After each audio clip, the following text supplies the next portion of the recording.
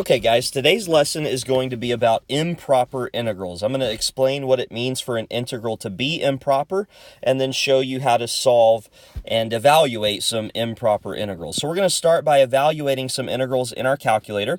And so if you'll use your calculator to evaluate these, hopefully we'll see something very interesting here. So this first one is going to be 4.6051. The second integral from 1 to 1,000 of 1 over x dx is going to be 6.9077.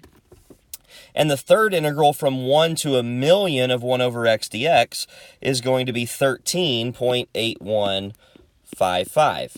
And so what we're trying to see is, does the integral from 1 to infinity, so as we make that upper bound really big, does this integral converge, meaning that it sort of settles down and becomes a finite value, or does it diverge, meaning that it would increase without bound? And so what you can kind of notice here is that as we increase that upper bound, the area under the curve of 1 over x, which is represented by this integral, is getting bigger and bigger and bigger, and it's increasing without bound, and we call that divergent. And so if you think that it converges, to what value does it converge? That the answer to that would obviously be not applicable. And once again, this integral, we think, diverges based on the fact that as we increase that upper bound, there doesn't seem to be a limit for the value of the integral. The area under the curve of 1 over x is continuing to get large even as we make that upper bound really big. Okay, I want you to also use your calculator to evaluate these two integrals, and what you're going to end up with is 0.3678 for the first one, and it turns out that you're going to end up with the exact same thing for the second one. So as we make that upper bound approach infinity, this integral from 1 to infinity of e to the negative x dx appears to be approaching the value 0.3678. So that means that this integral would converge to that particular value, and it turns out that that number is equal to 1 divided by e, as we're going to prove here in a minute using calculus. And so before we get there, you might be wondering, why would these two integrals give such different results? And I hope that you'll notice that I have a couple of graphs here. So I've graphed both of these functions on specific window ranges so that you can sort of get the idea here. And so with my blue pen, I'm going to sort of show you what the area that we're finding is, and that's under the blue graph from 1 to infinity. And so what I can kind of notice is that there's still somewhat of a noticeable gap between the function and the x-axis as x is going to infinity. There's still a little bit of a gap here, whereas for the red function, there's almost no gap. So if you'll see here, this red function, there's almost no area to even get as x gets bigger, as x goes to infinity. So this blue function, or we'll start with the red function. The red function is the e to the negative x, and the blue function is the 1 over x. And remember, we made the guess that 1 over x diverged and that e to the negative x converged. And hopefully you can kind of see from the picture that that makes a little bit of sense. That blue area doesn't seem like it's ever going to eventually hit a limit. It looks like it's going to continue to get bigger. And in this second picture, you can kind of see it even more. You can see that when we change our window range to this window range right here, see how this red function is basically already in the floor? It's already basically hugging the x-axis, and so therefore, that's why you can kind of see why that integral converges versus the integral of this blue curve here. There's a lot of space in between that blue curve and the x-axis, and so that's why you can kind of, sort of understand why that integral would diverge or increase without bound. Okay, so the first type of improper integral that we're going to look at is the type of improper integral where either the lower or the upper bound is negative infinity or positive infinity. And so whenever we do these improper integrals, what we want to do is we want to rewrite these integrals using limit statements. And so I'm going to change this to say the limit as b approaches infinity, where b is going to represent my upper bound. the integral from 1 to b of 1 over x dx. And now my objective is to figure out if this limit is either equal to a finite number, which would mean convergent, or if the limit is infinity, which would mean that the integral diverges. Okay, my next step is just to sort of pay attention to the integral part now. And so if I just pay attention to this integral part, then to do that, using the fundamental theorem of calculus, I need an antiderivative. And so my antiderivative of 1 over x would be the natural log of the absolute value of x, and I'm going to evaluate that from 1 to b. Continuing here with the first fundamental theorem of calculus, plugging in my upper bound, that's going to be the natural log of b minus the natural log of 1. And remember that the natural log of 1 is 0, so that term will just go away. And so we'll basically just be looking at the limit as b approaches infinity of the natural log of b. Now, there's not really a way to do this limit or to figure out what the limit is equal to unless you know what the graph of natural log of x looks like. So I'm going to come over here and sketch that graph, y equals natural log of x, and it has a vertical asymptote at x equals 0, and then just sort of eventually starts increasing as x approaches infinity. And so if you look at this graph, as the x values approach infinity, the f of x values are also approaching infinity, which means that this limit would equal to infinity. And what that means about this integral is that the integral diverges. And so that's the exact same thing that we discovered using our calculator, was that as that upper bound gets bigger, as it approaches infinity, this area approaches infinity as well. And so that's why we say that this integral diverges. Okay, for the second example, we want to do the exact same thing. So we want to take this integral and rewrite it as a limit statement. So the limit as b approaches infinity of the integral from 1 to b of e to the negative x dx. Okay, now I'm going to focus on the integral part for just a second. So just rewriting down my limit statement as b goes to infinity, I need an antiderivative of e to the negative x, and that would be negative e to the negative x. I need the negative because of the derivative of the exponent here, so that the negative will cancel that out. I'm going to evaluate this from 1 to b, and then I'm going to plug in my upper bound, subtract, and plug in my lower bound. So this will end up becoming negative e to the negative b minus negative e to the negative 1. Okay, well this is the same thing, just using a little bit of algebra to make this a little easier. Limit as b goes to infinity of negative 1 over e to the positive b plus 1 over e. And so now what I notice is that this term right here is the only one that has a b in it, and that b is in the denominator. And as b approaches infinity, this e to the b is going to get really large as well. That means that this fraction, since the e to the b, which is really large, is in the bottom, in the denominator, this fraction is going to approach 0. So this part right here of the limit will approach 0. The 1 over e right here is just a constant, and so therefore the value of this limit would be 1 over e. And since that limit is finite, it's a finite number, it's not infinity, what we can say is that this integral converges to the value 1 over e.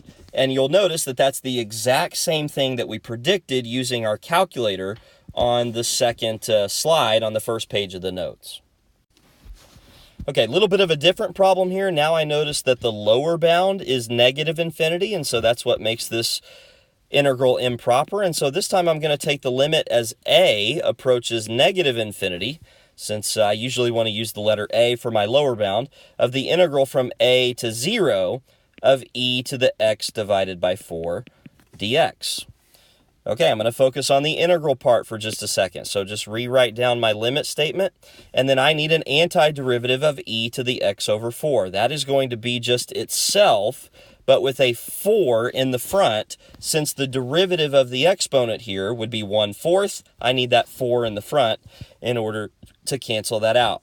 I'm going to evaluate this from a to 0, and so this is going to give me the limit as a approaches negative infinity of 4e to the 0 minus 4e to the a divided by 4.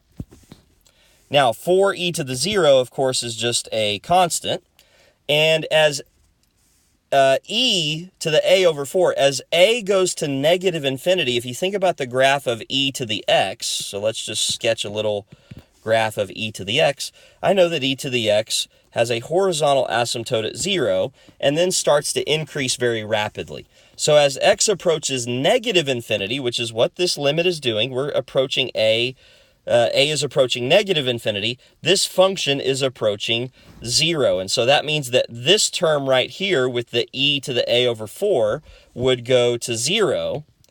And so this would end up being 4 minus 0, which is equal to 4. And since that integral, or that limit, is a finite number, we can say that the integral will converge. And we can say that it also converges to the value of 4. Okay, in the next example, we have the function f of x is equal to e to the negative x. We want to let R be the region in the first quadrant between the graph of f and the x-axis. So let's start by drawing a picture. I know that e to the negative x is going to look a lot like e to the positive x, except it's going to be reflected over the y-axis. So my graph is going to come from this direction and then go up like this. And in the first quadrant, that means we're going to be bounded by the y-axis and also by the x-axis from below. And we're trying to find the volume of the solid form generated when R is revolved about the x-axis. Okay, so what I hope you notice is that this will be a disk problem, since this region is right up against the x-axis. And if I do top minus bottom, that is going to be e to the negative x. I'm going to square that, since we're talking about volume of revolution. Remember that the formula is pi times the integral of r squared. I'm working in x's. And the next thing is I want to talk about my bounds. Well, my lower bound is 0, and my upper bound is going to have to be infinity, because this region is going to keep going, and it's never going to stop as x gets really big. And so that's why I make my upper bound infinity. Now, this is an improper integral because of the upper bound, and so I'm going to rewrite this using a limit. I'm going to let the pi just kind of hang out in the front, and then multiply by the limit as b approaches infinity of the integral from 0 to b. And I'm going to take a look at my integrand here, e to the negative x squared. Remember that when I have a power to a power, I multiply the powers, and so that will be e to the negative 2x. All right, continuing to go here, this would be limit as b goes to infinity. I need an antiderivative of e to the negative 2x, which would be negative 1/2 e to the negative 2x, and I'm going to evaluate that from 0 to b. Now, I'm going to do a couple of things in this next step. The first is I'm going to plug in my upper bound, but as I'm doing that, I'm going to also move the e to the negative 2x to the denominator, and so this is going to be negative 1 over 2e to the 2b.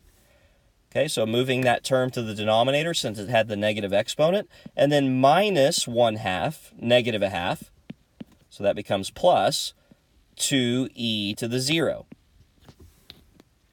Okay, well, the only term in this limit that has a b in it is the one that's right here. It's in the denominator, and b is going to infinity. So this denominator is going to get really, really, really large, which means that this fraction overall is going to get really small. So this part is going to go to 0, and so therefore this is going to become pi times 1/2, which comes from this part right here. And so that would equal to pi over 2. Therefore, what we can say is that the volume of this solid converges, since that limit was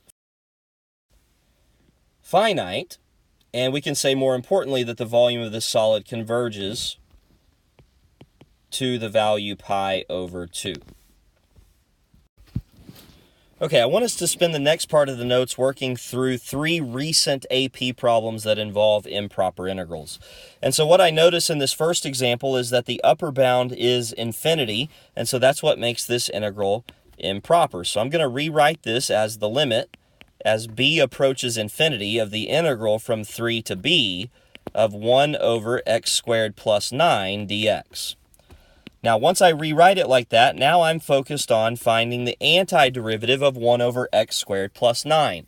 And so if you think through your different methods, this is not a u substitution, since the only real choice for u would be x squared plus 9, but the derivative of that is nowhere to be found. This is not partial fractions, since the denominator does not factor. This looks like a prime candidate for arctangent. And so arctangent, remember, is 1, or really, I guess you could say du over a squared plus u squared. And so in that case, this right here, this 9 is going to be my a squared, and this x squared is going to be my u squared. And then the formula for the integral of arctangent is 1 over a, which is 3, since my a squared was equal to 9, inverse tangent of u, which is x, over 3. And I'm going to evaluate that from 3 until b. Okay, continue going here with the first fundamental theorem of calculus. So limit as b approaches infinity.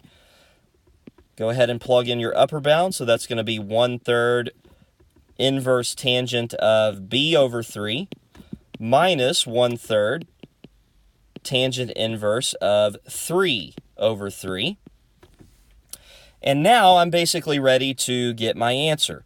So first of all, I'm going to focus on this part right here, since that's what has the variable in it, the b over 3. And so in order to do this limit, there's really no other way other than knowing what the graph of arctangent looks like. So I'm going to come down here, I'm going to draw a little sketch of the graph of arctangent.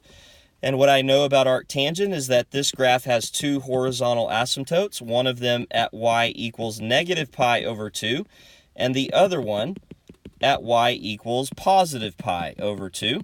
And then the function just sort of goes through the origin and approaches both of these asymptotes. Okay, so this is a graph that you need to commit to memory, because without this, you won't be able to figure out what this limit is. And so what I notice is that this is going to equal to 1/3, which just drops down from here to here. And then that limit, as b goes to infinity of inverse tangent, is going to be pi over 2. Okay, minus 1/3 tangent inverse of basically 1, since 3 over 3 is 1, and tangent inverse of 1 would be pi over 4, and so this would equal to pi over 12. Okay, on the next example, we're told that R is the unbounded region between the graph of y equals 1 over x times natural log of x squared and the x-axis for x greater than or equal to 3, and we want to find the area of R. So in order to find the area of R, we're going to take an integral. Our integral is going to start at 3, since this is for x greater than or equal to 3, and because it is an unbounded region, that means my upper bound is going to be infinity. And then I'm going to write my function that I want to find the area underneath. Okay, well, this is an improper integral since the upper bound is infinity, so I'm going to rewrite this as a limit statement. Limit as b approaches infinity of the integral from 3 to b of 1 over x natural log of x squared dx. And now my focus is to try to find an antiderivative of this function right here. And if you go through your different methods and take a look, what you should realize is that we can do a u substitution here. So over here, I'm going to say let u equal to the natural log of x. That means that du is going to equal to 1 over x dx. And I want you to notice that we have this in the problem. And so that circled part is just going to get replaced with du. Integral sign will stay an integral sign. And then the part that I did not circle in red is going to be my u to the negative 2 power. Now if I take the antiderivative of this, that would be bump up and divide. So this is going to be u to the negative 1 divided by negative 1, puts a negative in the front. And so this is going to end up equaling negative 1 over the natural log of x. Okay, so I'm going to come over here now and say that this is equal to the limit as b goes to infinity of negative 1 over the natural log of x, evaluated from 3 to b. Okay, so continue going with the first fundamental theorem of calculus. Plug in my upper bound. That will be negative 1 over the natural log of b, minus negative 1 over the natural log of 3, which is my lower bound.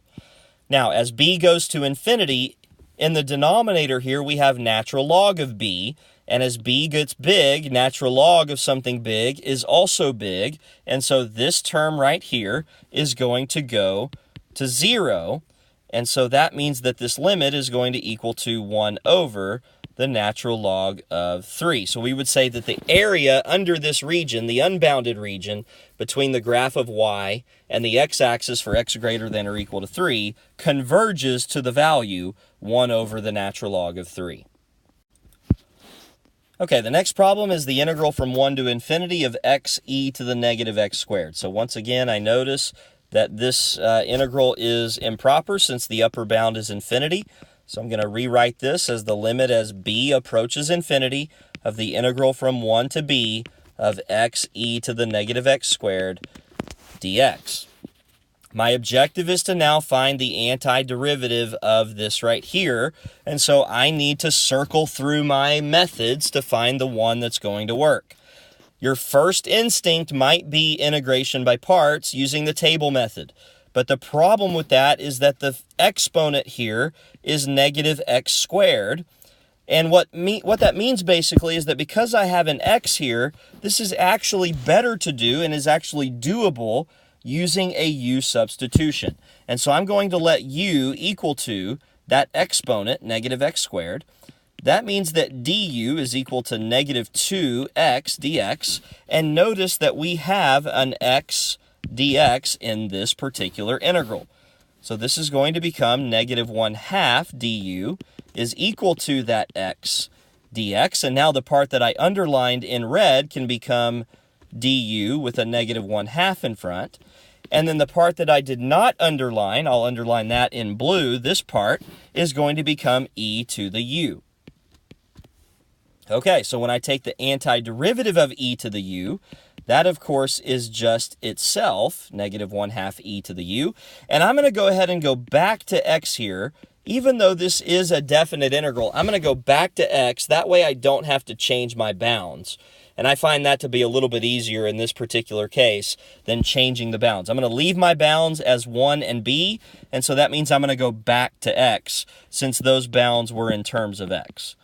Okay, and so this will be the limit as b goes to infinity, just basically transferring in my antiderivative, negative 1/2 e to the negative x squared, and we're going to evaluate that from 1 to b.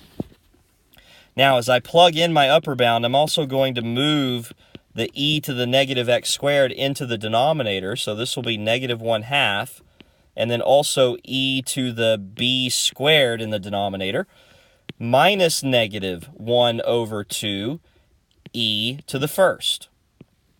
Just plugging in my lower bound, which was 1. Now, b is approaching infinity. The only b in this limit is right here in the denominator of this fraction. And as b gets really big, so does e to the b squared. And since the denominator is getting really big, this fraction as a whole is getting really small and is going to approach 0. And therefore, this limit will equal to 1 over 2e. And so what we would say is that this integral converges to the value 1 divided by 2e. Okay, in the rest of the notes, we're going to discuss a different type of improper integral, and this improper integral is going to happen whenever we have a vertical asymptote, either at a bound or in the middle of our two bounds. And so what I want you to notice about this integral is this is really what we're going to be trying to find is the integral from 0 to 1 of 1 over x to the 1/3 dx. And this function right here has a vertical asymptote at x equals to 0, and that lower bound is x equals to 0. So that's what makes this integral improper. Now, calculating these first three integrals in your calculator, you're going to get these values, 1.4303, 1.4850, and 1.49 6, 7. It appears that as we make that lower bound smaller and make it approach 0 from the right side, it looks like this integral is converging. And so I would say here that this integral converges. And it looks like it's converging to the value of 1.5 or 3/2. Now for this next integral, this is basically going to be us discovering what the value of the integral from 0 to 1 of 1 over x cubed dx would be. And so once again, I notice that this function right here has a vertical asymptote when x is equal to 0, and that is the lower bound right here. Okay, and so that's why this integral is improper. Now, if you calculate these in your calculator, these are going to get really big, really fast. So this is 4999.5. The next one is 4 with 5 nines, so 99999.5. And the next one is 4 with 7 nines, so 4999999.5. And so as you can see, as we make that lower bound closer and closer to 0 from the right side, this integral is definitely increasing without bound, which would mean that it would diverge, so it would not obviously converge to a number. Okay, so once again, hopefully you can see that the graph kind of explains why one integral would converge and why the other one would not converge. And so if we're trying to find the integral from 0 to 1, from 0 to 1 of this red function is going to be all of this space right here. That is a lot of space between that function and the x-axis. That area is going to be really, really, really large. On the contrary, the blue function, there's barely any space between that function and the y-axis from 0 to 1. And so that's why you can see the blue one is going to converge. Okay, so that blue function is my x to the negative 1/3, which was the one that converged. This red one is my x to the negative 3. And it's pretty clear from the picture why x to the negative 3 diverges and x to the negative 1/3 converges. And then this picture right here shows it even better. You can see all of this space in between that red function and the y-axis. The integral from 0 to 1 would be represented by that area. That is a ton of area. And for the blue function, it's so close to the y-axis already that there's going to be very little area to capture between 0 and 1. Okay, so this is our second type of improper integral. If f has an infinite discontinuity, another way to say that is that f has a vertical asymptote at a or at b, so at my lower or my upper bound, or at some number c that's in the middle of my upper and lower bound, then the integral is an improper integral, and we're going to have to rewrite these as limit statements to find the answer if it exists. So if we look at this first question, this is the one that we discovered on our calculator just a minute ago. We have the integral from 0 to 1 of 1 over x to the 1/3. And so what I notice is that this function right here has a vertical asymptote at x equals to 0, and that 0 is the lower bound. And so that's what makes this integral improper.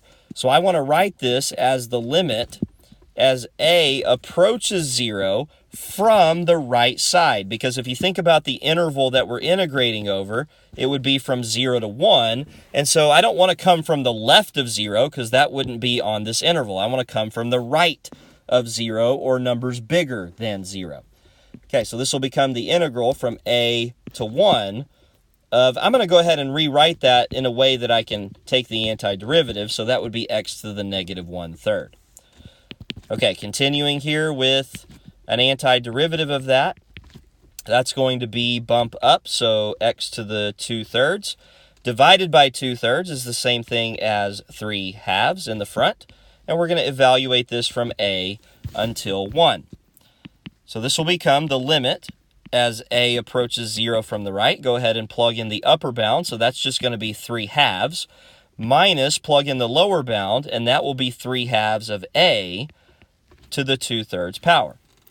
Now the only a in this function, in this limit, is right here, And as a approaches 0, this term is also going to approach 0, which means that this limit is just going to equal to that constant 3/2. And because this limit is finite, we can say that the integral converges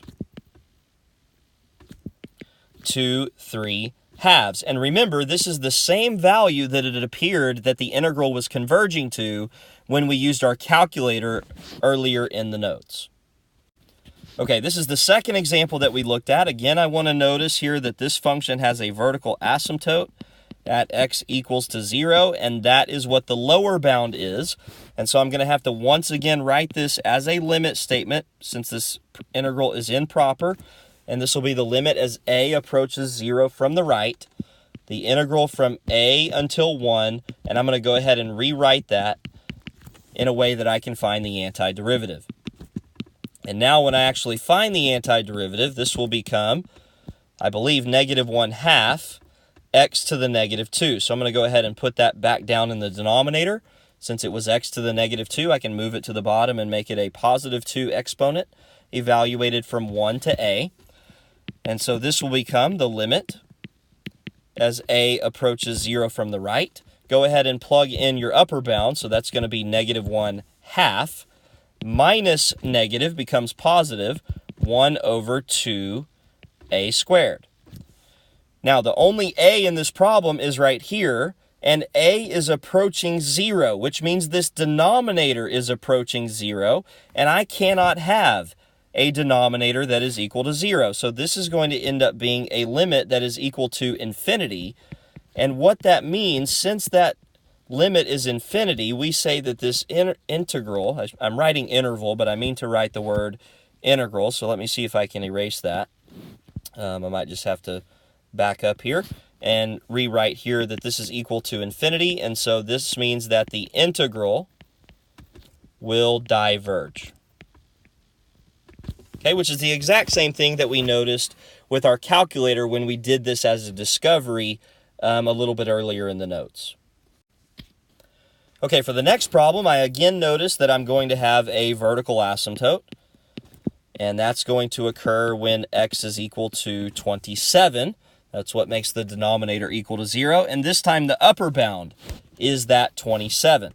And so when I write this, I'm going to have to say the limit as b approaches 27, and I'm going to approach 27 from the left side, because if you think about the interval that we're integrating on, from 0 to 27, I want to approach 27 from the left so that I'm actually on the interval from 0 to 27. If I approach it from the right, that's going to be numbers outside of that interval. Okay, integral from 0 to b of, I'm going to go ahead and rewrite this in a way that I can find the antiderivative, and that would be 27 minus x to the -1/3 power. Okay, continuing with finding an antiderivative. By the way, I want to point out just one thing real quick. Notice that I'm keeping my limit statement around until the end of the problem when I'm ready to evaluate the limit. This is good, strong mathematical communication. If you drop the limit early, then that is not good notation, and it's just not a good situation to not have your limit statement around when you need it. So just keep that in mind. Okay, for 27 minus x to the -1/3, I'm going to start by bumping up. So that's going to become +2/3. When I divide, that's going to become 3/2. And I left a little bit of space here in the front because what you should notice is that the derivative of this inside part is -1. And so I need a negative in the front of all of that in order to cancel the derivative of that out. It's sort of like a U substitution in your head problem.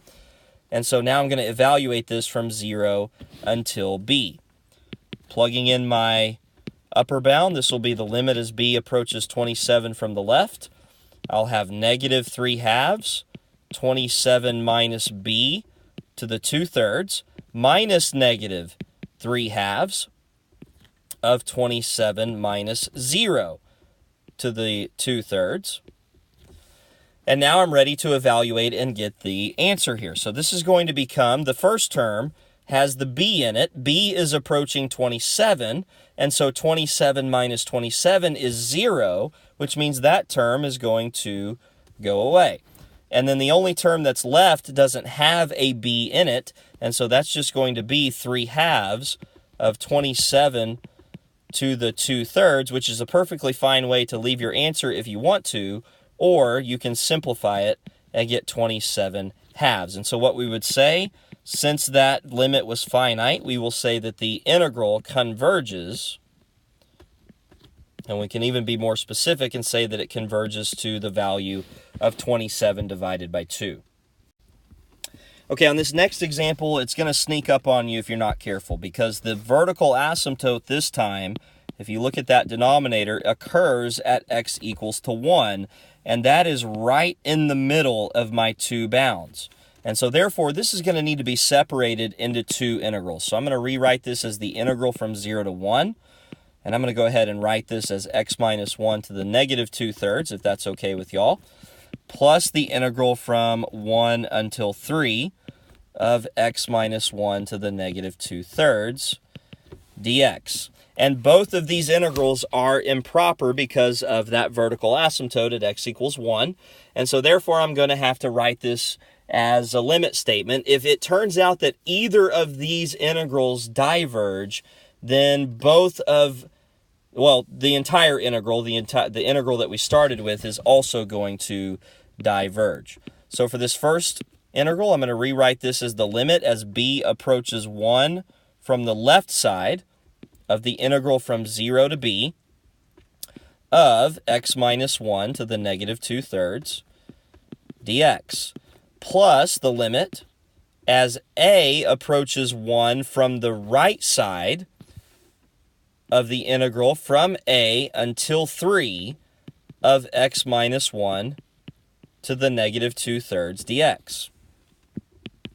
Okay, so I'm going to come over here just to give myself a little bit more space. This will be the limit as b approaches 1 from the left. I need the antiderivative of x minus 1 to the negative 2/3. So that will be, I'm going to bump up first, x minus 1 to the positive 1/3, and then divided by 1/3 is the same thing as times 3.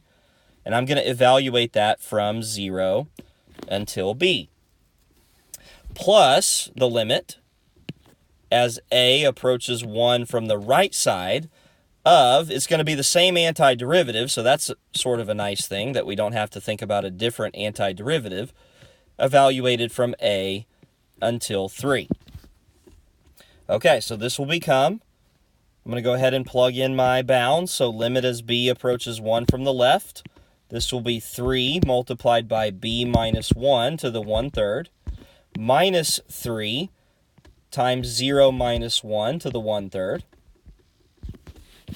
and then plus the limit as a approaches 1 from the right side. Plug in my upper bound over here, so that's going to be 3 times 3 minus 1 to the 1/3, minus 3 times a minus 1 to the 1/3. Okay, so now taking a look here, I'm going to use my laser pointer.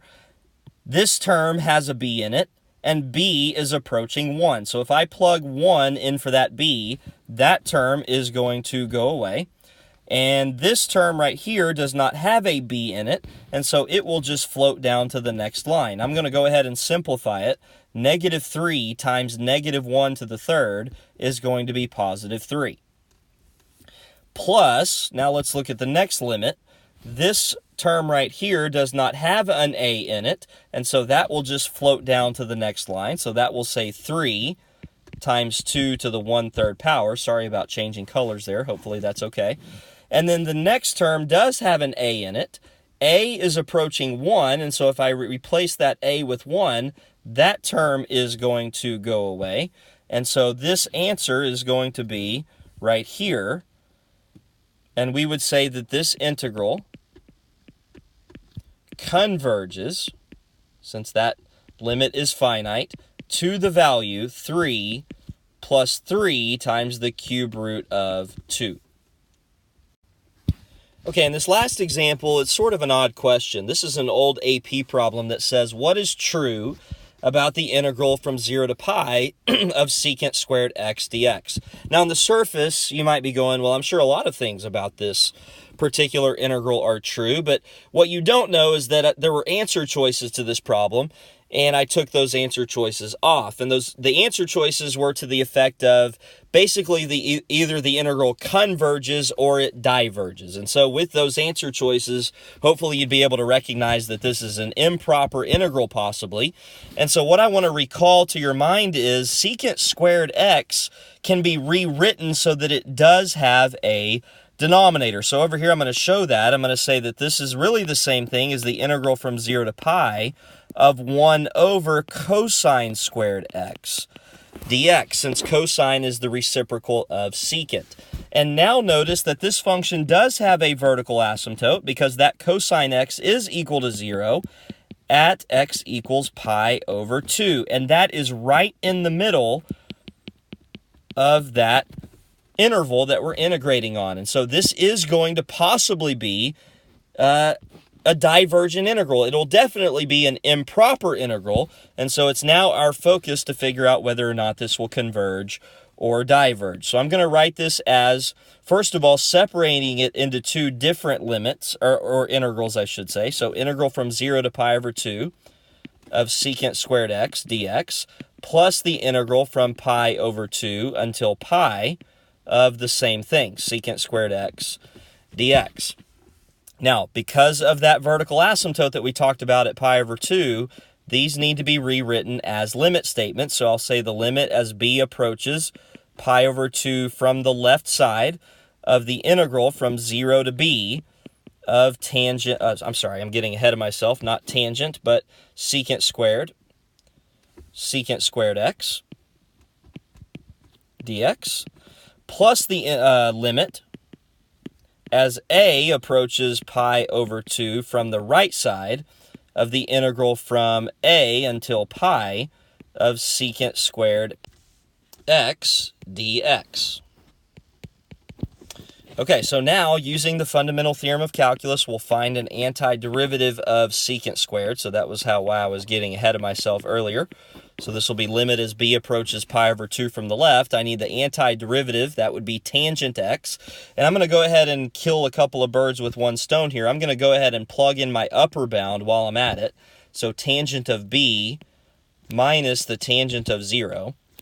And then plus the integral, or I'm sorry, the limit as a approaches pi over 2 from the right side of tangent of pi minus tangent of a.